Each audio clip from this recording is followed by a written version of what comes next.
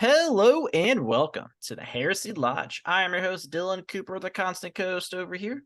Gavin Franklin.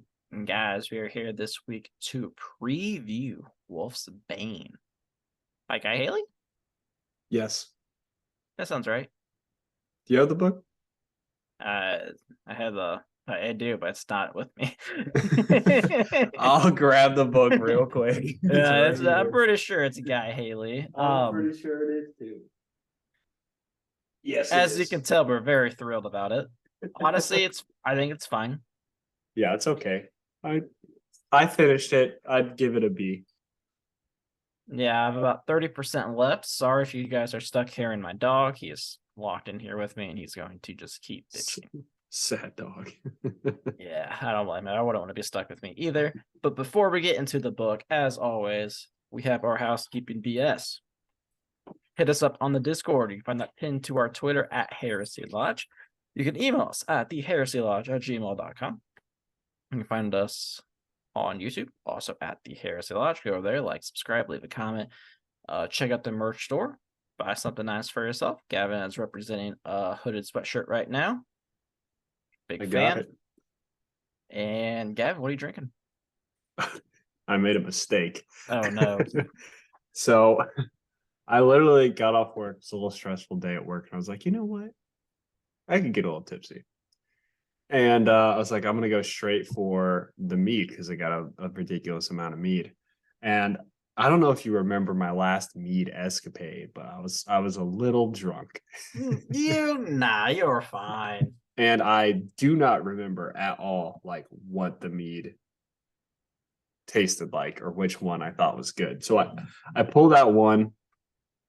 Grateful Head is what it's called, by St. Ambrose Meadery up in Michigan. Cool bottle. I should have read more than that. I thought it was, yeah, I looked at it, I was like, what a cool bottle. Mango, apple, and habanero. Ooh. I hate when people put fucking peppers in drinks. It doesn't make any fucking sense to me. I'm not trying to drink something that burns my throat. When I drink something, I want it to be an enjoyable experience. I don't drink a bottle of fucking hot sauce. I don't drink jalapeno. You don't drink juice. hot sauce? You fucking pussy.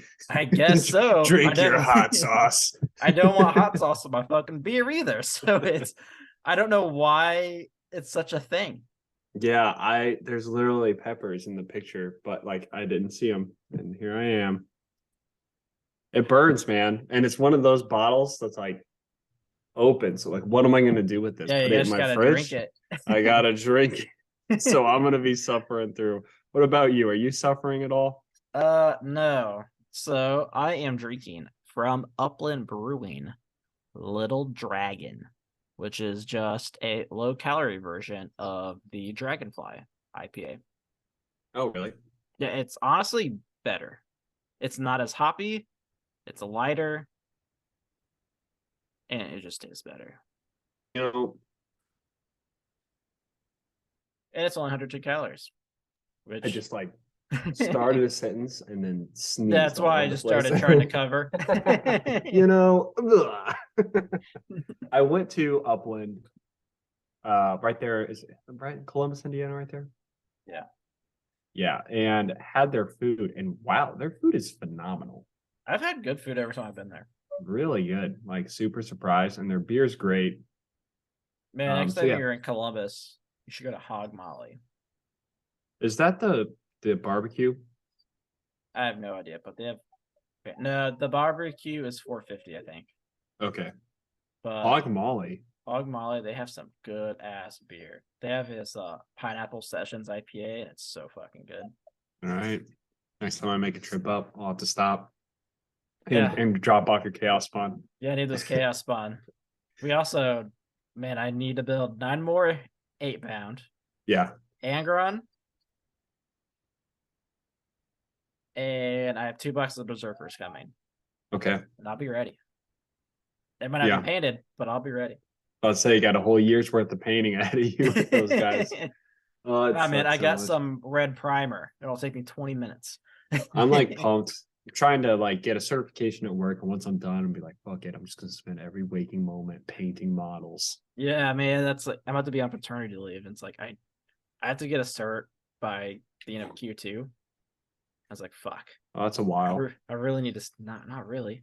I really It's need June, to right? study. Yeah. But I don't fucking study. I have to read this fucking shitty ass series. Yeah, I know.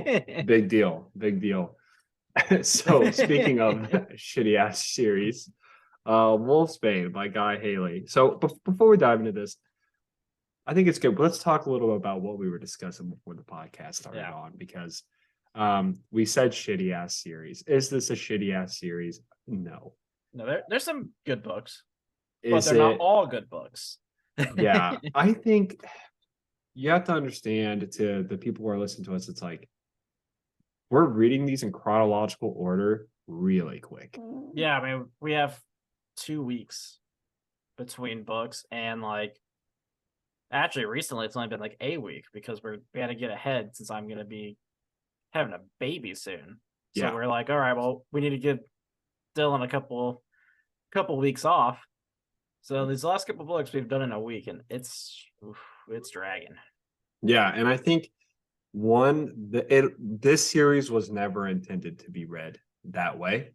I also don't think this series was ever intended to be read in chronological order and paying attention to details.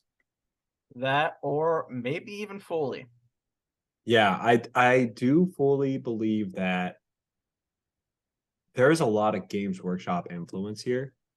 And I think a lot of books tend to center around a concept or a legion, and they sell that idea. Yeah. Like if you could go from one book that references a moment outside the book and another book that references that same moment, and the references will be completely different because they don't care about continuity necessarily. Blah, blah, blah. Man, you tried so hard to say the word continuity that messed up the rest of everything else you were trying to say. My mouth is on fire. These goddamn habaneros. Yeah. So it's just like, I don't know, it's all over the place. Plus, then you have like multiple authors writing about the same legions, and like Dan Abnett's Space Wolves are way less sexually aggressive than Guy Haley's. Man, I don't know like what they've done to the Space Wolves. Because like when we're first introduced to the Space Wolves, they are these like badass space Vikings. Then now they're a fucking furry meme. And it's just like, what the fuck happened in between here? Games Workshop does not have like a clear vision board for the Space Wolves. All right, I hear me out. What if they fuck wolves? That'd be fucking sick, right? It's like you got two guys in the room, right? You got three guys. One's writing the ideas down. One of the guys yelling out, "Okay, so if they had massive battle axes, yeah." And the other guy's like, "What if they wore wolf pelts? Okay, I can do that. What if they fought out of like crazy Viking runes all over their stuff? Yeah, that's great. What if they fucked the wolves? If they wore the wolves pelts?" And the other guy's like, oh yeah, that's it. We really solved this puzzle. Where are we going with this? Yeah, the guy that's wrote down the ideas like, what the fuck in the notes? Every soul is made up of two wolves. One is the space Viking, and another is the other sexual aggressive furry.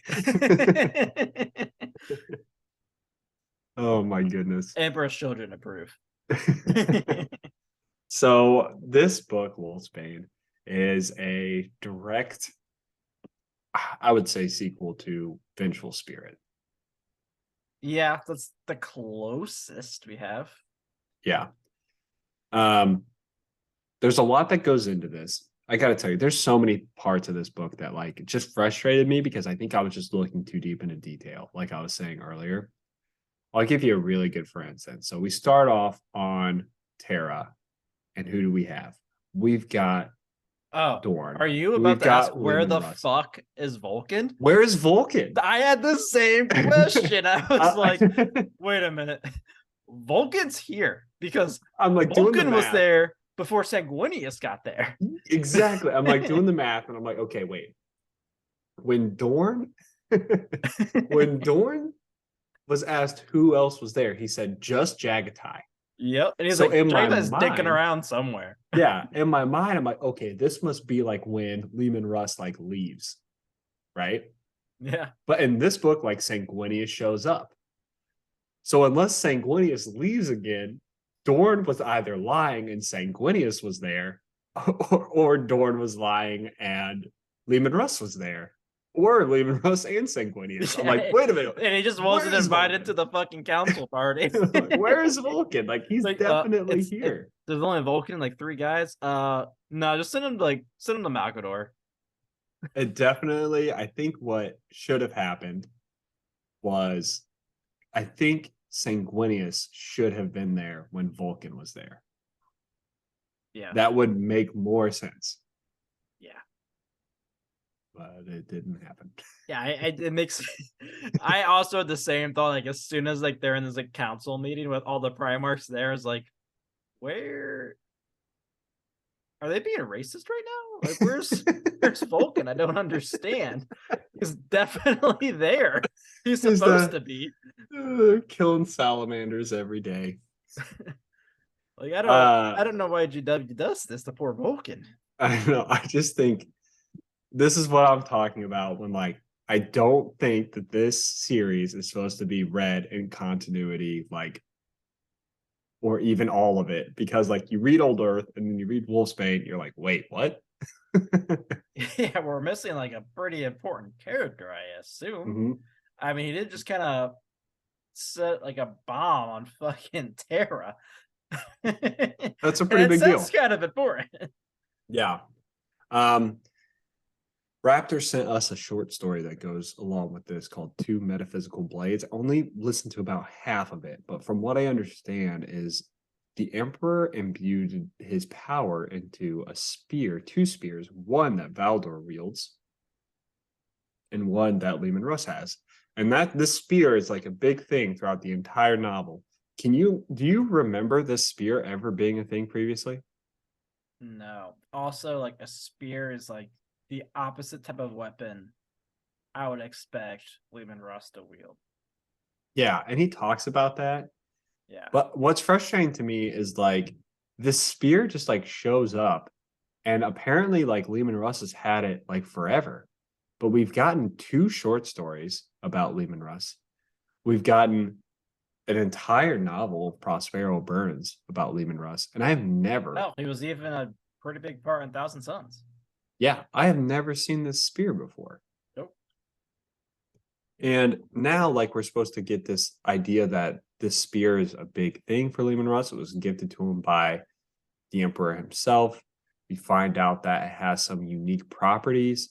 And Valdor has another spear that's like kind of identical to it, but like that's never talked about. Nope. And Valdor just like, you would think then, okay, like maybe Valdor and like Lehman Russ are close. Nope. They have a conversation that I was kind of excited for because I'm like, okay, Valdor is a character, I think.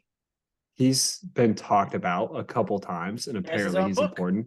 He has his own book, but like way later, I guess. Who knows? But yeah. Drink my beer, dog. Valdor like isn't even a thing. So yeah, it's really weird. Also, like it talks about how the Lion is actually really not the Lion. Fucking Lehman Russ is actually really close with Malkador, which I find interesting. Honestly, I think I would also like Malkador more than the Emperor. I gotta say, this book, one thing that this book does super well, and I'm gonna talk about in the review quite a bit, is Lehman Russ is like I like Lehman Russ's character. I do too. Lehman Russ is. I don't think Guy Haley does a bad job with his character in this book. Yeah, Lehman Russ is like fucking. He's a genius, and he doesn't give a shit. Like he really does say it how it is. He shit talks the Emperor. Yeah, all the time in this book, yeah. Multiple times. He's like, yeah, that guy. Move. He's like, he's cocky as fuck. He's like, he's barely better than Horus. And Malkador at one point's like, oh, you can't say that. He's like, maybe more people should have been saying it. Yeah, when And they said that's that, I was like, he's not wrong. yeah, it's great. Like I think he does. Guy Haley does a good job of writing Lehman Russ's character. Um, I don't mind the Space Wolves here. I think they're a little weirder than previously. Um, I don't mind uh, the Mechanicum. I think they're written pretty well. It's just like the story in general is kind of lame to me personally. I think they missed a lot of opportunities. Yeah, I don't know. Yeah, I'm curious on like when this was written compared to when the short story at the end of Korax was written.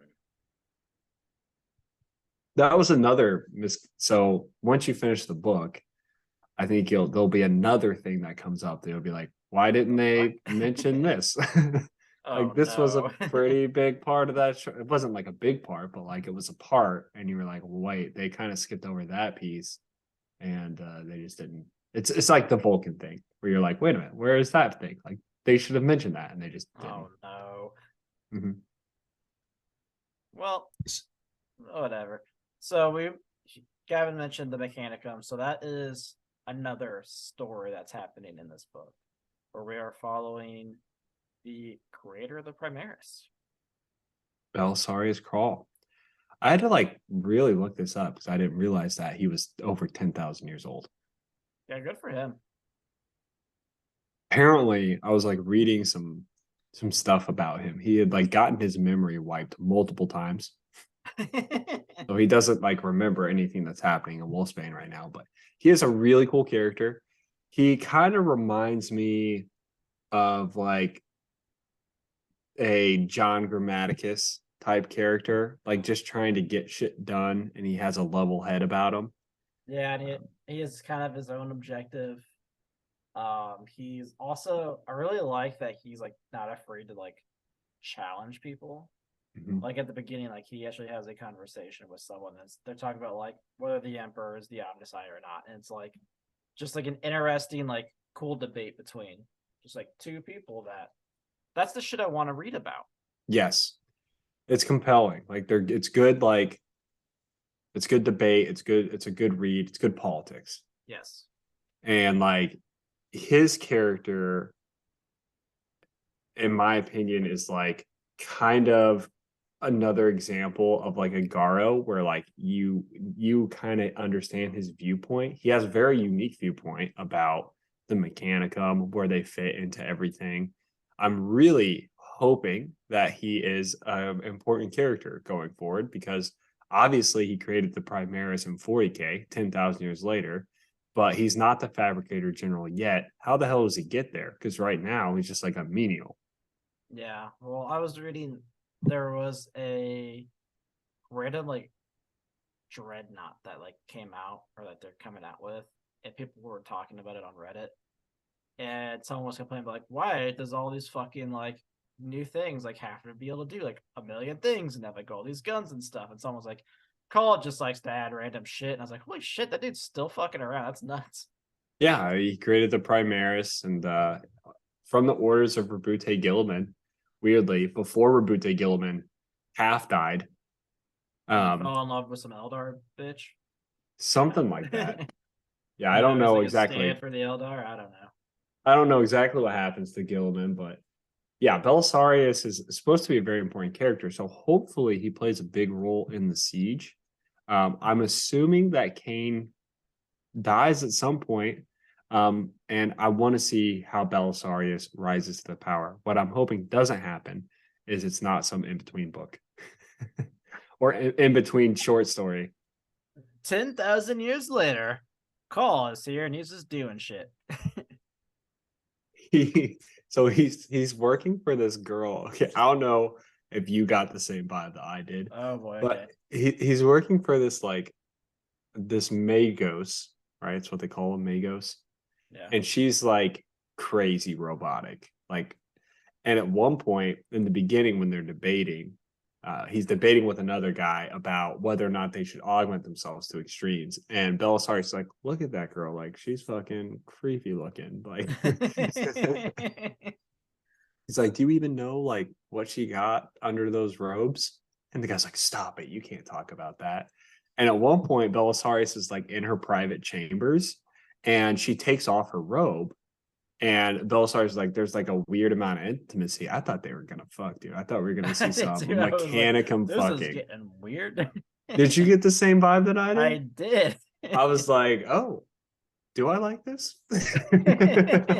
Well, at one point, it's also something about like, it sounds like tits like smacking against each Metal other. tits just flopping around. And I was Just like, and she just is like letting them hang out. I'm like, what? Am I and she was like, I you have reading a a fanfic? genius. You have a genius mind, Belisarius. And he's like, well. Normally she covers that up, but I'm interested. I really thought like the way it was being written, I thought it was gonna go down as like, you have a genius mind. Give me your children. I thought that's what was gonna happen. I was like, what the How fuck? do they reproduce those? She's all augmented. I don't know. Maybe she's got a maybe she's got a sucker 9000 down there she installed last week. I have mechanical parts installed. I can finish you in 3.4 seconds. Tell me, are you all augmented? Jesus Christ. Yeah, now that everyone's gone. I have augmented myself for maximum extraction. This would be very painful. And you all like it. Belisarius is like, oh, well, shit. This was not guess what I'll I thought was. I thought I was going to be in so much trouble. I guess I'll just be a sex robot. I was considering betraying Horus, but those 6 metal titties you got bouncing around there. That's what got me. Did we go too far? Probably. So they the Mechanicum it's written very well to the point like you have a chapter with Lumen Rust, you have a chapter with the Mechanicum. And sometimes you have like 5 chapters of Living Rust and like 1 of the Mechanicum, and it's like, yeah, okay. and which is okay because I don't think there was that much story with the Mechanicum going on. Yeah, but a really cool thing I like with this book is short chapters. Pacing is a phenomenal thing in this book. More of this shit, please, for the love of God. Yeah, I think they do a good job at. One thing I really liked was like by the time we got to the final battle, I was like, there's not a lot of book left. They're not about to shove a 2-hour long space battle in my face. Like it's going to be like action packed from beginning to end. And it was. I think it also ran into that old trap of like not giving themselves enough room to like finish things at the end. Like could have done with an extra chapter to explain things a little bit more. But yeah, I think the pacing was phenomenal. I think Guy Haley did a good job at recognizing people don't really like elongated fights, elongated space battles. So let's make it more of a political book. Let's put more Mechanicum boobs in there. Like what? Everyone is more mechanical tits. He knows his audience well. Yeah, and also like they actually like bring in like some like actual science into shit with like suns like shooting off fucking like sunbursts and shit. I was like, oh wow, like someone that like, actually like you have to think about gravity and space. What? There's a lot of good like theological discussions here too. You have like debates about aren't all like the Imperium, aren't they all kind of shitty people? People are like, how could you say that? And then people give like really good examples of why the Imperium is shitty. That's totally justified though. Yeah.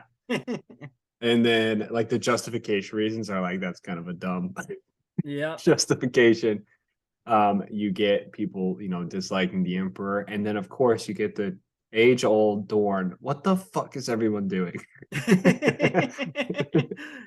Guys, please, for the love of God, just fucking protect Terra with me. Oh my gosh. I love those debates that Dorn has. Like every single time a brother comes in, he's like, please stay here.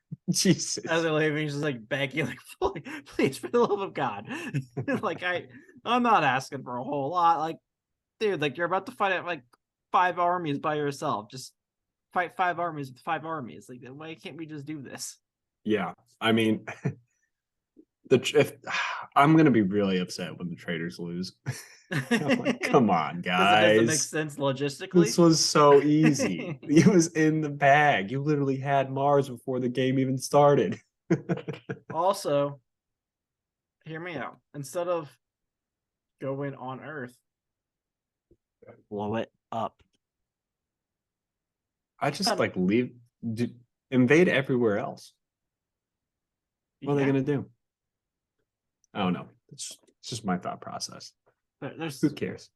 logistically speaking, there's way better and way easier ways to win this war. Yeah, like go take over Calth.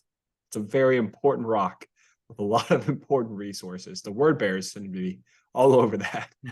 Hell, you don't even you could have betrayed for 20, 30 years before anyone ever fucking noticed. It's like every planet you fucking turn to the Imperial or whatever. Oh wait, they're actually only on my side. Oh, that's weird. Problem solved. You didn't have to make a big deal out of this. If you guys haven't guessed already, or because we are doing a terrible job at explaining, we are not previewing this book at all. We are ranting. We are talking about mechanical boobs all over the place. This book is about leaving Russ going to try and kill Horus. Yep. That's the book. The the preview stuff that you need to know really comes from Vengeful Spirit, and it's the fact that the reason the book Vengeful Spirit occurred is because. Hey, but what do you need to know about reading Vengeful Spirit? So let's backtrack. So you need to read about 35 short stories. So there's this in guy a very named particular Garo. Order. Okay, so yeah, you should start off by Wittgenstein. Okay, so Garo, he is a death guard, but he's a loyalist, and he eventually became a servant of Malkador. Now, there's this guy named Loken. So in the book Horus Rising, so if you guys remember Loken was rescued by Garo in Span 3. He was still alive. He was going under the name Cerberus. It was really weird. But I think he got past that phase. And Vengeful Spirit, he went with a few more of the knight errants of Malkador. And they decided to, under the orders of Leman Russ, go and mark the Vengeful Spirit. With Crown. Now, with Crown. And we thought, hey, surely that's not really what they were doing. They have a schematic of the ship that's been around for about 100 years. Yeah, the whole concept of this doesn't make a lot of sense because what happened was they used the schematic of the Vengeful Spirit to mark with Crown areas in the Vengeful Spirit that were marked by the schematic. And apparently, I didn't know this. I don't know if you've gotten this far in the book, but it's also to it's a beacon. Well, not only that, but it also tells the ships where to shoot their missiles at. I'm like, couldn't you just reference the schematic? No. They might have changed the inside of them. They might have done some remodeling. Well, they definitely did do some remodeling, but I still think bombs would work. Just a guess. No. Yeah, so they did actually draw it, and I don't know, maybe they took a knife, but it was basically Crown. And we thought okay, maybe, just maybe, it was hidden. It wasn't. They hid it behind a crate. So literally these guys were walking around the Vengeful Spirit, marking shit, and then moving a crate in front of it. They'll never notice this crate's not where it belongs. What's in that crate? Food. Yeah, they'll never move that. Food. Oh Jesus! And then you have the individuals who are yeah, we found these Crown drawings, or is it just leave it? I don't. They're fucking. That's literally what Horus says at the individual spirit. He was like, yeah, there's some weird chaos shit going on. They like to draw on Crown. I don't know. Oh man. What? There's Crown on the walls? We're supposed to be eating those. God damn it, that was our food supply for the last month. So that's the preview to this, really. They succeeded in marking it with Crown. Iacton Kurz dies. R.I.P. And now Lehman Russ is going to find the vengeful spirit by using those crown markings. They also are a beacon, so you can track things in the warp. Seems pretty OP. Yeah. They should have done more of that, probably. Maybe do on that. more ships than Like, just the Vengeful Spirit. Let's do it a lot. Don't you think like maybe the Mechanicum should like putting that on all ships so we know where Yeah, all of our surely ships are at all times? There has to be like tracking beacons on every ship. Like logistically, that makes sense. Like, Yeah. oh hey, we're missing ship 39421. Like, what the fuck ship is that? Oh, we call it Hellraiser. Never heard of that ship. Ticks on the inside. Oh god, that's that ship? It's that ship. The one that grows the gun and has all the dicks? That's a great ship. So yeah, they're going to use this homing beacon. Now, what I think is really cool, but we discussed this a little bit earlier, there's a lot of really good debate. One of the things that gets debated a lot is, hey, we talked about this so many times on the podcast. Lehman Russ, you were super against psychers, but yet you had psychers. That's super hypocritical. And Russ's response to this is, yeah, I know. Yeah, maybe.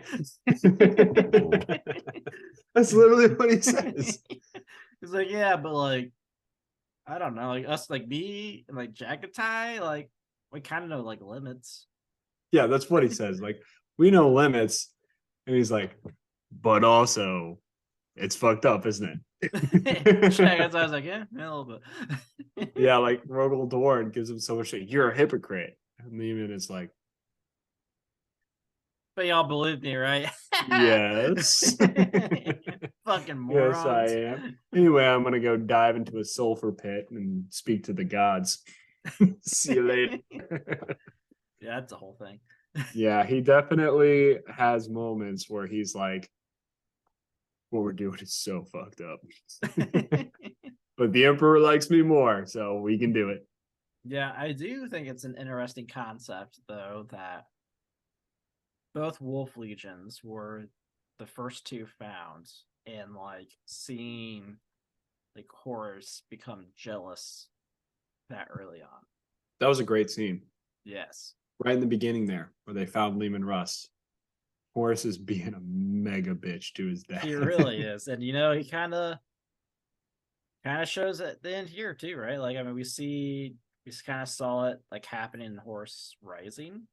I think is like when he's kind of having that like that internal like dialogue, and he's just kind of like he's like I don't belong here, excuse me, and now he's like oh well, I'm jealous that Daddy's giving other boys more attention.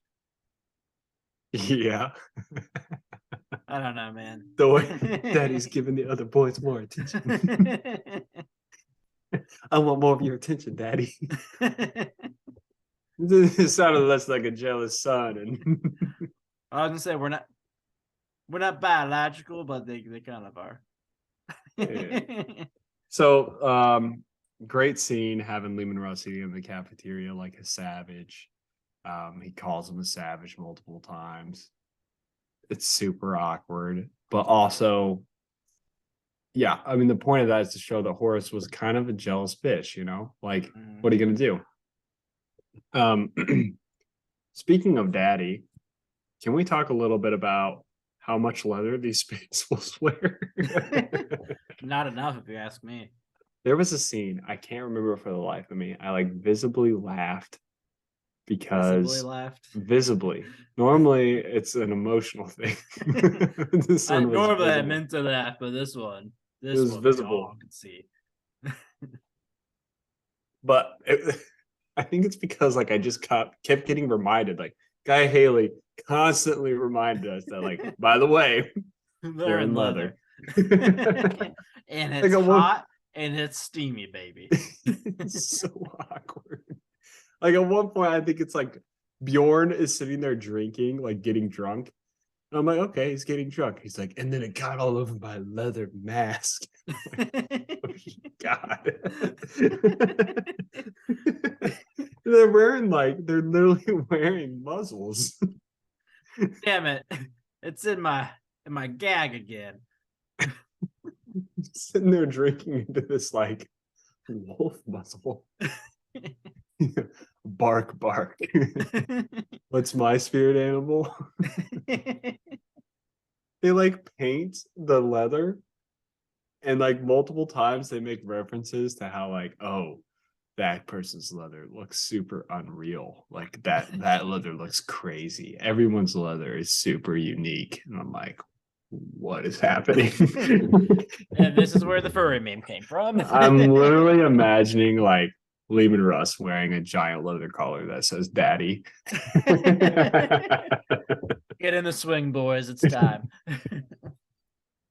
Oh my gosh. At certain points, like they're just walking around like half naked, like when they went to go do the ritual. Like I'm like, Lehman Russ just like balls out and a little bit of leather and his daddy choke collar. I remember reading that, and this is the point I laughed at. The shaman or the wolf priest was like, Bjorn, I want you to sit on that rock and you cannot look back. I don't care what sounds you hear, Bjorn. No matter what you hear, what you think is going on back here, do not look. Trust me, it's not worth it. Yeah, so I read that a little sexually. I can see why. Mhm. And then Lemon Russ starts cutting his pants. I'm gonna be jumping into the pool, Bjorn. Bjorn's like, I'm gonna look so bad, Daddy. No, Bjorn, you had the movies. I must have bent over and looked directly into it at a full 90-degree angle. Do not turn. Do not turn, Bjorn, but I want to, please. The gods do not will it. So yeah, that's the Space Wolves. We thought the Emperor's children were into some shit. Space Wolves is pretty fucking weird. What are my major dislikes? I finished the book. You're a little bit behind. None of Scarson? Because that's mine. We do get the name Scarson. Yeah, but not Scarson being Scarson. Yeah, I'll tell you what really disappointed me about this book in the end there was, and this isn't really a spoiler, I didn't know. I had to look it up, but not online, a book that we had already read. I was like, at the end, I was like, did Scarson die? I was like, oh my God, because it just didn't talk about him. I was like, is this dude alive? Like, I really hope he just didn't die off scene, but he's in Weregild. He's in Corax. So he does survive. But Good. it's like, Where? we didn't even talk about Scarson. It said, Yeah, he's been like a decently big character for the Space Wolves. yeah, he was like the entire like main Space He was Wolf like who character for introduced Thousand the Suns. Space Wolves to us. Yeah. So I don't know. Maybe he doesn't. I don't know. There's too many fucking characters. They introduce like every leader of every route. Or is that what they call them? The routes? Yeah, the route. Yeah. Too many. There's too many. So there's the psyker. Well, we can go through the list. Yeah, Kava. Open up here. We got the first character is Daddy. The Big Daddy. The Emperor. Did we actually see the Emperor? No, I don't know why the Emperor is even listed here. Oh, well, we do in a flashback. Remember? With Royce. That's fair, yeah. Rogel Dorn, Jagatai Khan, Malkador, Sanguinius, Valdor. Oh, we so Ezekiel Abaddon. So we see Abaddon in this book, but it's like the most pathetic like writing of Abaddon ever. Yeah. It was just like one of those things where it was just over the top. And Did you read that like portion? Yes. Where like he's like super fast reflexes now, apparently. I haven't got that part then. I got to the part where like he comes out and Horus is like talking to Mechanicum, and he just like blows someone to pieces. Oh yeah. That does happen. It's just No, like, he that's weird. Okay. he plays a part in the battle, but he's like, it's a very strange part. And apparently Abaddon's like super OP now. I don't know how it happened, but he like moves faster than bullets. Well, he learned how to absorb the blow. That's what he does on the tabletop. He just absorbs the blows there. I will say this is a true statement. There's literally a statement in this book about Horus like just literally absorbing blows. Good. There's one part where they're like shooting multiple las cannons at him, and Bjorn's watching. He's like, they're just disappearing into his body.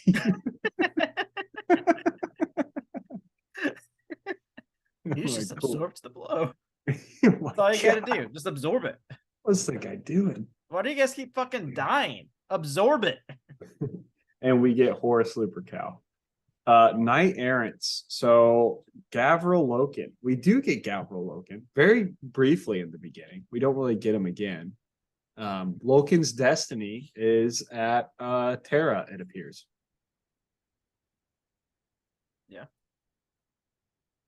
Loken comes in just to kind of tell Lehman Russ how that shit went about the crowns. Multiple times in this book. Twice, actually. So 2 times. You get remarks from Lehman Russ where other people are like, yeah, that mission failed. Lehman Russ is like, no, it succeeded. It fucking failed. All of the missions that Lehman Russ say succeeded, they failed. Right? There's no silver lining to this. Space Wolves. What? They've also just been like stupid missions. Yeah, I mean, like pointless missions. Exactly. We get Lehman Russ.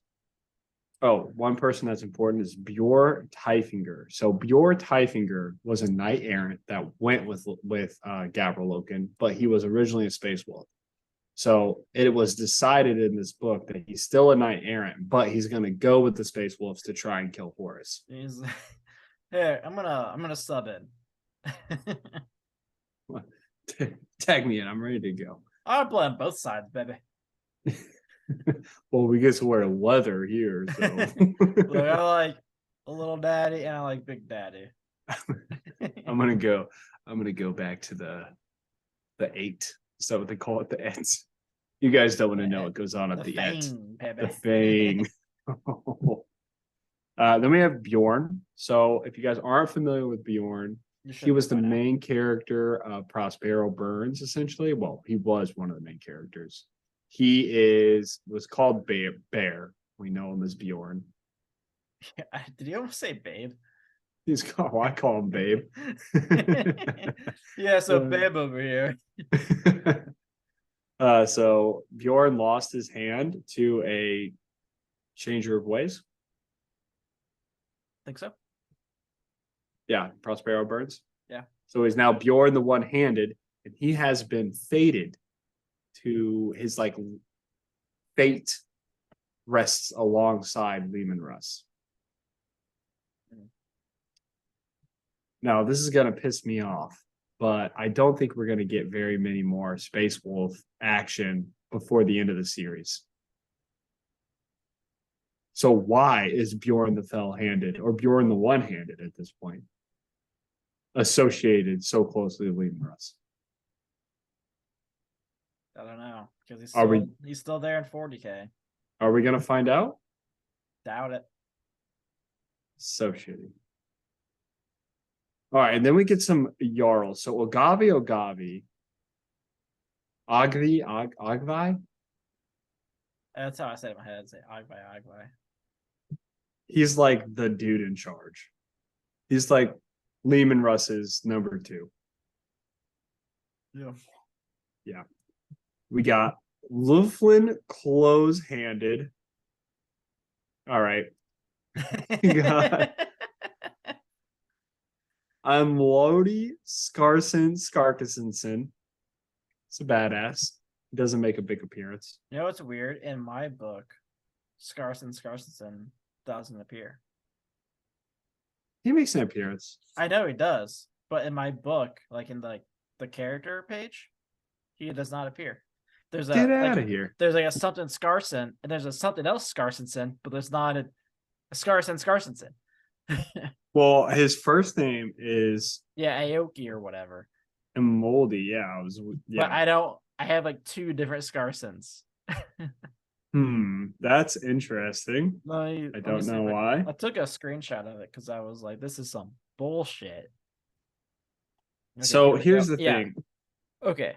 So I have a moldy Scarsonson, Jarl Fifth, and then I have Scarsonson Schooner, Jarl Sesk. But I don't have Scarsonson. Oh, it must be like weird and kind of strange because Skarkison in my book is underneath a moldy Scarsison, but it's the same name. Like it's very clearly the same name. Yeah, but mine shows it as like Jarl the Fifth and Jarl the Sec. Strange. So I do have Schooner. I have a Var Redblade. There's so many people. Who fucking knows who I don't these know people are? any of those names you just said. I don't know any of these people. And I'm The 75% of the way through the book. the only other people that like I know is like Kava, the Yep. Rune Priest. So he was there in the previous like what was it, Wolf King? Short story, Wolf King.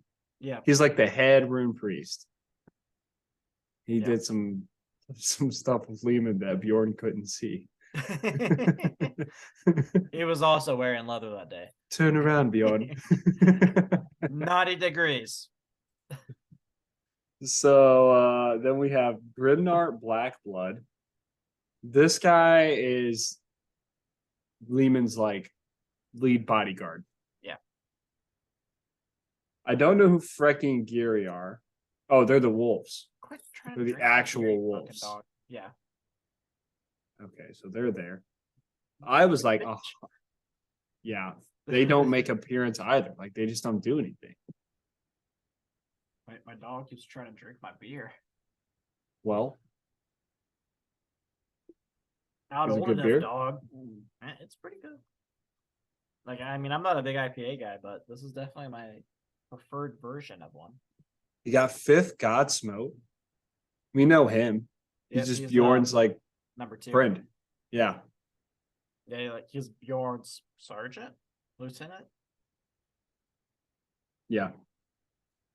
Then we have Dinsians of the Underverse, the Earl King, and Amarok. There's some like ghost dudes that live on Fenris. Yeah, whatever. Then we go, they do an entire like pack for Bjorn Tyfinger. None of these people are important, so we're just gonna move on. They're so important, man. Then we got the Mechanicum forces. So Fritish is the guy that is Belisarius' friend. Yep. Belisarius called. And then the person in charge of Belisarius is Hester Aspertia Sigma Sigma.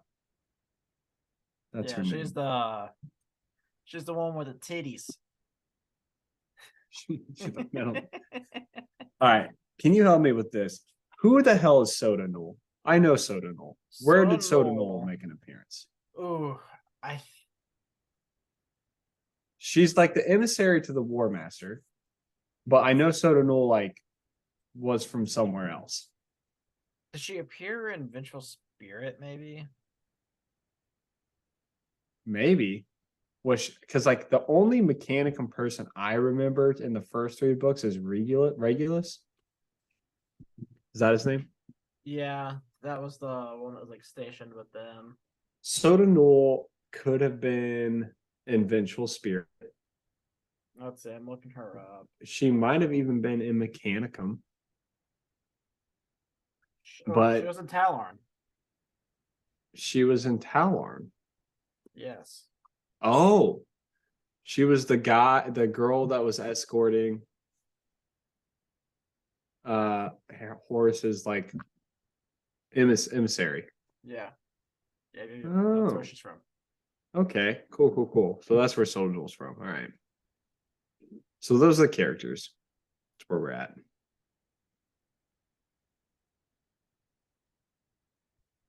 So things get overly sexual with the Mechanicum, and they get overly sexual with the Space Wolves.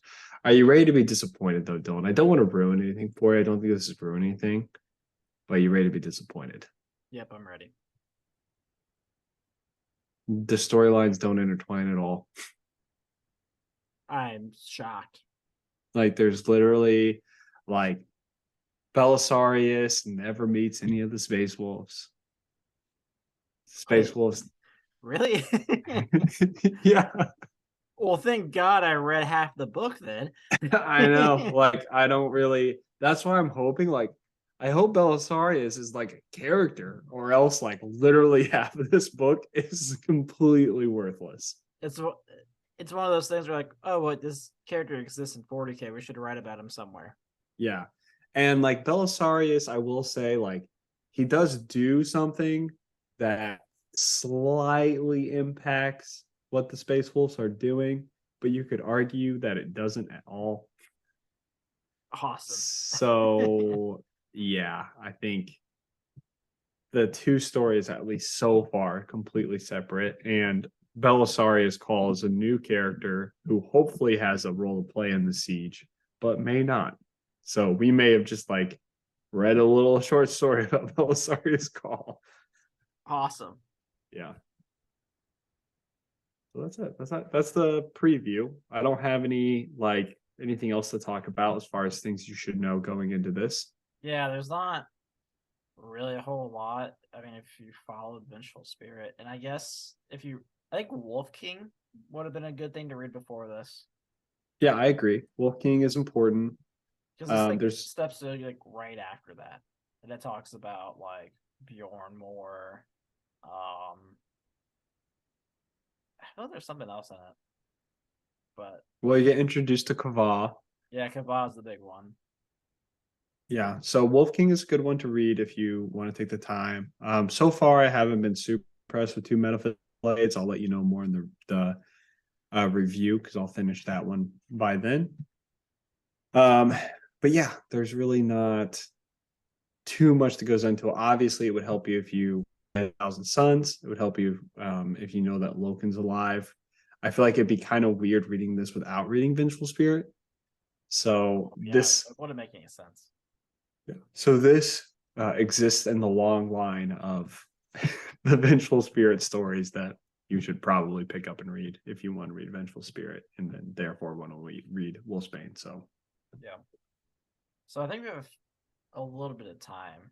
Gavin, I heard you were at a tournament last weekend. oh gosh, yeah. Don't even remind me. Yeah, I went 0-3 at that tournament. I got stomped. That's rough. Man. So yeah, let me just tell you about each of the guys that I faced. So first one was Leagues of Votan. Wow, Leagues of Votan. First time grabs your horn and drink out of like I need a fucking drink before I talk about this bullshit. Leagues of Votan is it really is bullshit, man. Like have you played against him? I haven't, but I was seeing some stuff. So I guess apparently the list like you went against actually isn't even like the optimized list. Yeah, it's not because of that sub faction that they locked themselves into. Yeah. It's not the optimized list, but what it is like some bullshit list, fucking especially if you have Magnus bonkers. who gets one shot. It's so bonkers. And like I understand why people take it. So here's the way it works, right? This is the wombo combo that they pull out. You play Greater Thurian League. What Greater Thurian League lets you do is you can bring the character Uthar the Destined, right? All right, check this out. You're about to be mind blown by this combo. Uthar the Destined has an ability that lets you put a judgment token on someone in the command phase that you can see. All right. So he does that. Then you have a giant, what are they called? The big tanks. Oh, the Land Fortress? Land Fortress, the Hecaton Land Fortress. And they have a big particle beam gun. For a CP, you don't have to roll the hit as long as you're shooting at something with a judgment token. Okay. So you say, okay, I'm going to auto hit that target. All right.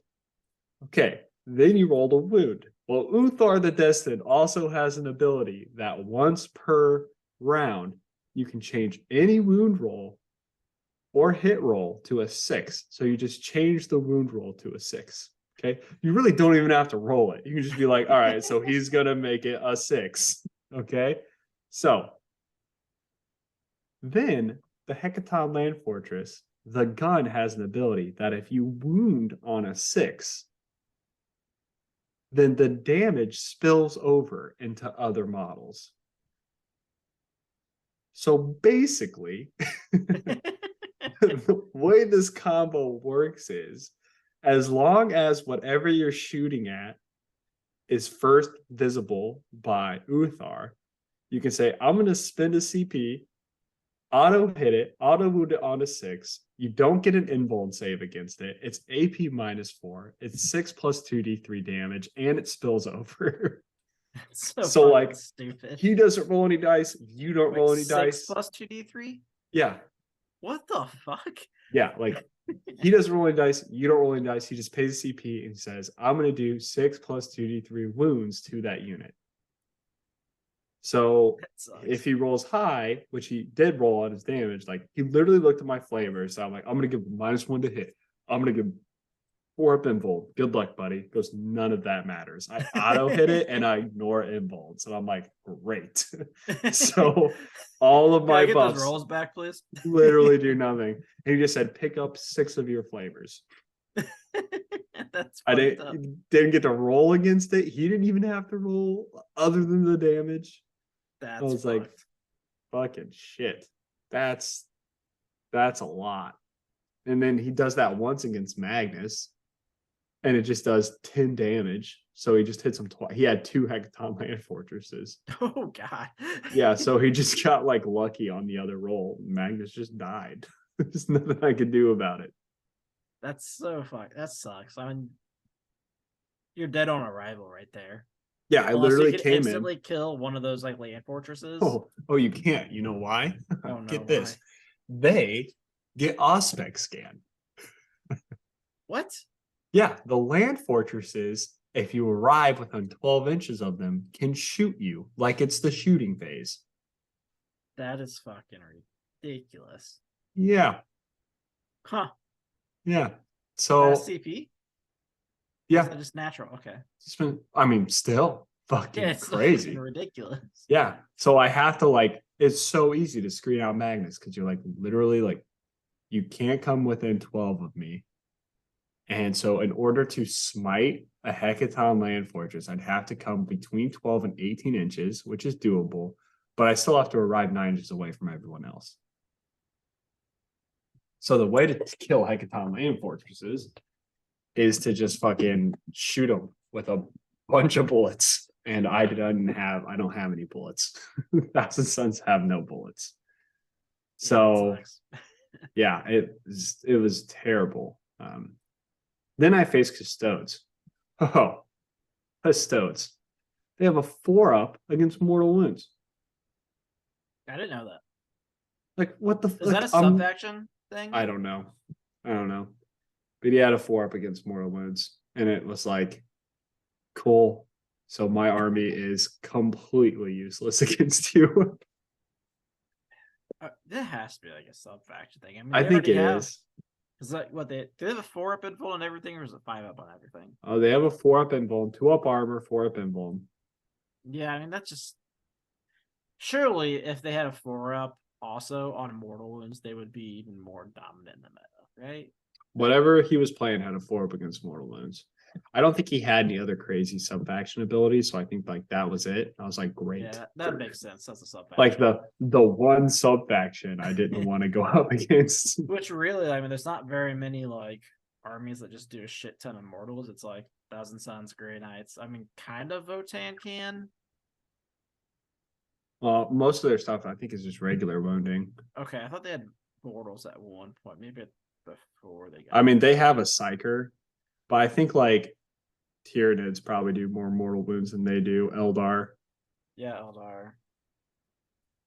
Yeah. I was looking at that. And I was like, okay, well, what am I even like Why am doing I here? playing this weekend? Yeah.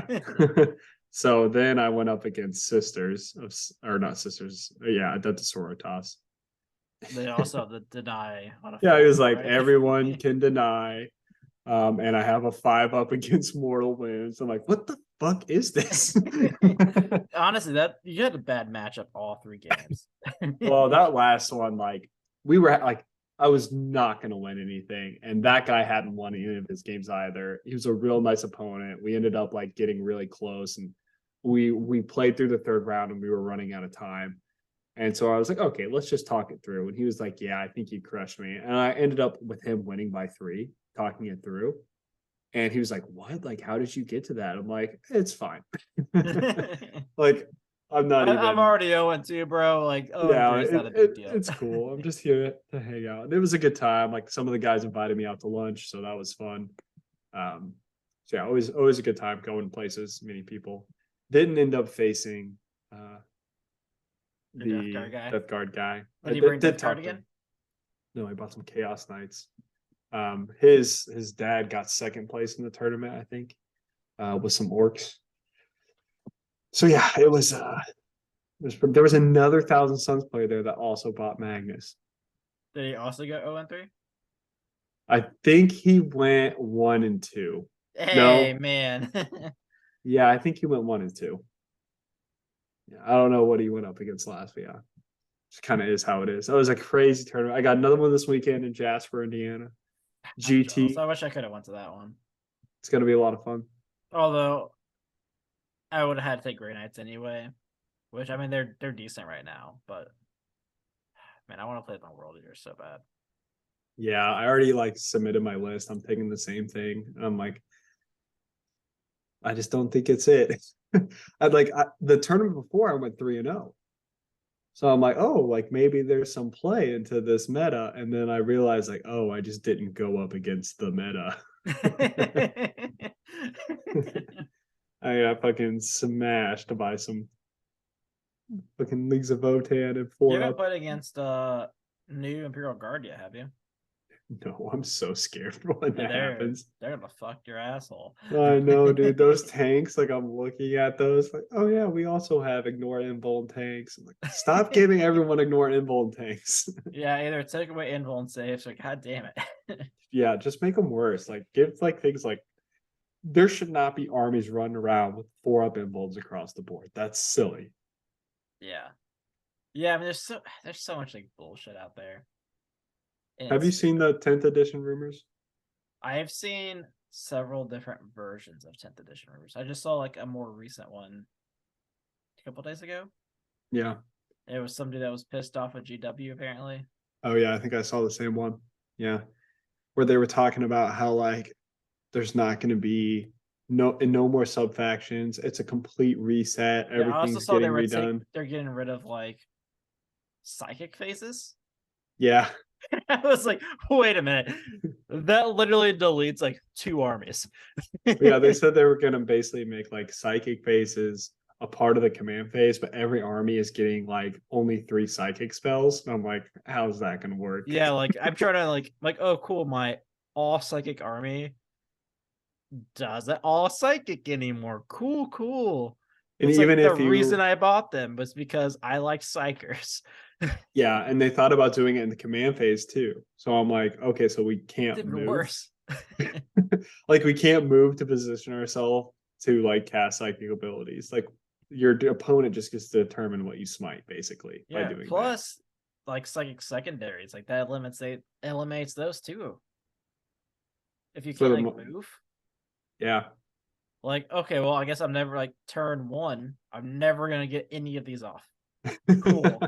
Thank fucking God, you guys. That's so true. That's so true. I didn't even think about that. And think about like Magnus right now. You'll never psychic interrogate. Like I might be able to purify ritual if I have one in my zone. That's it. Yeah, I didn't even think about that. I was thinking of like, you put Magnus in reserve. You come down at the end of your movement phase. Like, oh, what does Magnus do? He just charges. He goes for the long There's nothing ball else for him nine. to do, so He goes for the 9-inch charge, and if he fails, he dies, and that's 400 points. yeah, there's no way that's accurate. Like that eliminates an entire like part of the game. Yeah, I think that would be poorly done. I don't think I really do not think that the psychic phase is breaking the game at all. Like No, a lot of armies don't even have a psychic phase. yeah, when I'm playing town, I don't have a psychic phase. I don't feel cheated because I could take Arbor the Witch. Exactly. Like there is a very strong counter to it. Exactly. Yeah. Arbor the Witch, which is gonna get you 15 fucking points if you go against a psychic army. Exactly. So it's like great, easily done. So yeah, I think that's weird if they change that. I also saw in that link that they were going to take away objective secure. That would be so fucking stupid. You just would never take troops. No, like what the fuck? You don't have. You don't even have to. Like custodes are like, you're never gonna have fucking. You're never gonna be able to have more models. Than The idea was, from what I saw, is it would be based off of like the wound count of models. I think it was just like you put a knight on an objective. Get 23 models on your bitch. Yeah, like that doesn't make any sense. That'd be fucking ridiculous. Knight's OP. You're getting in at the right time. It'd be pretty crazy. I can't even imagine yeah, because you think about custodes and yeah, they could take an objective, but there's probably normally is gonna be a max of 3 models on it, and that's what 9 wounds probably. Yeah, 9 wounds. So I guess that's pretty good. It's still pretty good. Yeah, maybe Yeah, but you aren't take in a a bad spot 5-man of Space Marines, and you're looking at 10, which immediately takes it over. That's true. That's true. If they can survive the custodes. Well, hell, if they don't, they could just sit on the objective before and just take the points. Yeah. I don't know. I think it's interesting. If they do a full reset, we'd have to see exactly what they do, because maybe they just all right, Grey Knights and Thousand Suns are now 2 points a model. Just swarm the board with them. We're gonna kill you with bolters. Could you imagine if your game came down to rolling 1 million bolter shots from your Grey Knights just because everything else in your army sucked? You know what? At least my shooting him was finally effective. It's a bucket of dice. All right, I'm hitting on 3s. I'm wounding on 5s. Here we go. 2 wounds, baby. Let's go. Yeah, 2 more than I was able to do last time. Oh man, yeah, we'll see what happens. I'm excited for it. Yeah, we got time. It's like June. I'm excited. All right, guys, that is our preview of Wolfsbane. We'll be back next week with our review.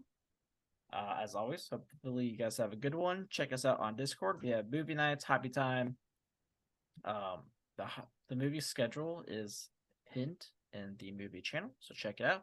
Find our Discord pinned to our Twitter at Heresy Lodge. You can email us at theheresiolodge@gmail.com. Go to YouTube, like, subscribe, leave a comment. Also at the Heresy Lodge. We have merch. Check it out. Buy yourself something nice. And that's it. You guys have a good one.